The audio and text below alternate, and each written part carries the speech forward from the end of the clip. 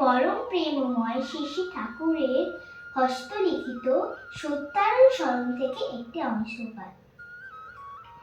এটা খুবই সত্য কথা যে মনে যখনই অপরের দোষ দেখবার প্রবৃত্তি এসেছে, তখনই ওই দোষ নিজের ভিতরে এসে বাসা বেঁধেছে।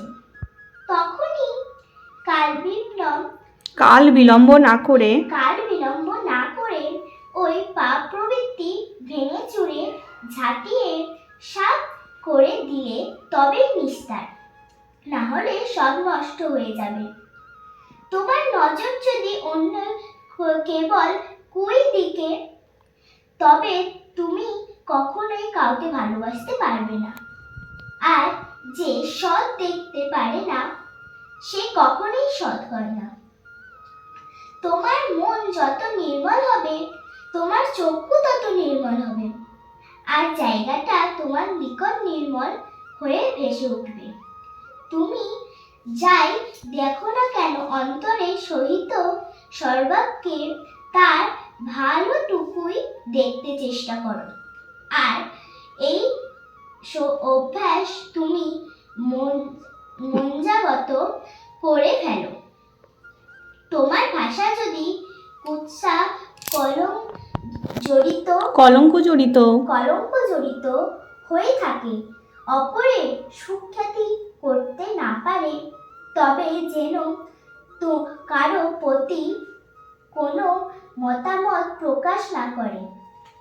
আর মনে মনে তুমি নিজে স্বভাবকে ঘৃণা করতে চেষ্টা করো এবং ভবিষ্যতে কুৎসা নারক ত্যাগ করতে দৃঢ় প্রতিজ্ঞ হও। পরনিন্দা করাই পরের দোষ কুড়িয়ে নিয়ে নিজে কলঙ্কিত হওয়া, আর পরের সুখ্যাতি করা অভ্যাসে নিজের স্বভাব অজ্ঞাতসারে ভালো হয়ে পারে। তাই বলে কোনো স্বার্থবুদ্ধি নিয়ে অন্যের সুখ্যাতি করতে নেই, সে তো খোসামুখ। সেই ক্ষেত্রে মন মুখ প্রায় এক থাকে না, সেটা কিন্তু বড়ই খারাপ। আর তাতে নিজে স্বাধীন মত প্রকাশের শক্তি হারিয়ে যায়। এটা থেকে তুমি কি বুঝলে সেটা একটুখানি বুঝিয়ে বলো তো দেখি।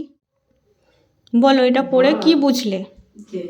আমি যদি কুই সবার দেখি, তাহলে আমি কাউকে ভালোবাসতে পারবো না। আর যদি আমি সবার ভালো দিকটা দেখি, তাহলে আমি জীবনে ভালো হতে পারবো। আর চক্ষু দিয়ে আমি যা দেখবো, মানে আমার চোখ দিয়ে যা দেখবো, জগৎটাকে সুন্দর দেখবো, যাই দেখবো সব সুন্দর দেখবো। আর যদি আমি কুই চোখে দেখি, মানে খারাপ চোখে দেখি, তাহলে কিন্তু জগৎটা আমি ভালো করে দেখতে পাবো না, খুব খারাপ দেখবো আমি। আমি যদি পরনিন্দা করি কারোর, তাহলে আমি নিজেই কলঙ্কিতের মধ্যে জড়িয়ে যাব, মানে সেই দোষটার মধ্যে আমি জড়িয়ে যাব। আর যদি আমি অপরের ভালো দিকটা দেখি, তাহলে এই অভ্যাসটা করলে আমি ভালো হতে পারবো।